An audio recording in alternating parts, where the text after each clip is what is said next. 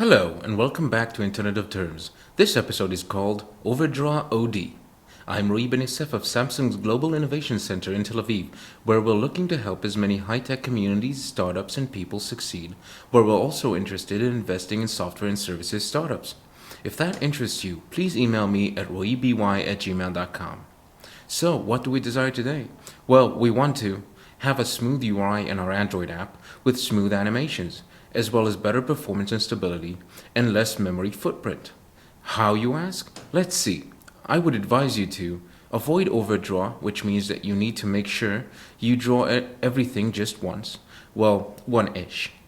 I would advise you to reduce the view hierarchy depth and the number of views. Why? Well, do you remember search and access runtime complexity for B trees? Its biggest impact is depth and number of nodes. And isn't that magic? You actually use something you learned in the university. How would you know that you need to do these things, you ask? Well, let's start with just by using the developer options menu on your device. Let's get started. Enable developer options on your device. Google it if you don't know how. Find and click the debug GPU overdraw. Select the option show overdraw areas and voila. You're seeing colors again. Too bad it's not in the fun way.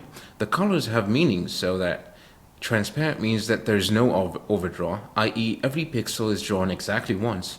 Blue means that it was drawn twice. Green means 3 times.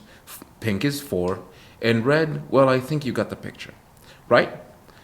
So nobody's expecting you to be completely transparent, but an all red screen is seriously bad news. So now what? Open the hierarchy viewer. It shows all the views in your layout, organized by depth, like a tree.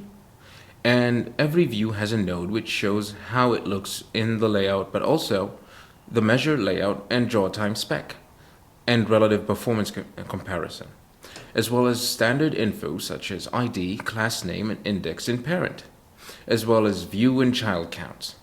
Okay, so we're here to discuss the layers of drawing to find the culprit for the overdraw. Here's a tip. Use the capture layers option on the top of the window in your IDE. It will save it as a PSD so you can open it in Photoshop. That's right, Adobe Photoshop. And each draw layer is separated to its own Photoshop image layer. Really? Yes, really. Now I bet you'll find a few surprises. Like that your window has a background color and then you draw right over it, so just remove it. Remove all the surprises. Simple, isn't it? How did you not know that? Happy that you know it now? Great. Now we're done. Please join us next week for another installment of Internet of Terms.